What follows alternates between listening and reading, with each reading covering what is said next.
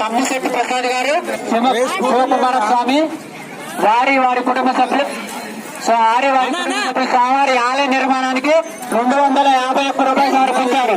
వారికి వారి కుటుంబానికి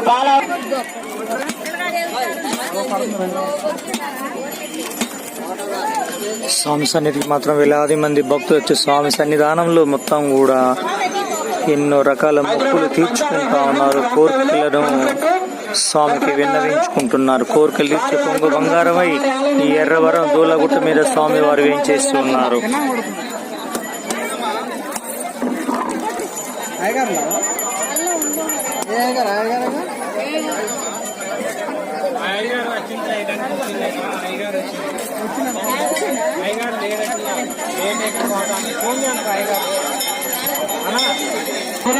నరేంద్ర గారు వారి కుటుంబ సభ్యులు స్వామివారి ఆలయ నిర్మాణానికి 501 రూపాయలు సమర్పించారు. వారికి వారి కుటుంబానికి బాగా అవసరం దర్శించిన ఆశీస్సులు ఎలగాలి ఉండాలని కోరుకుంటూ జై నరసింహ జై నరసింహ.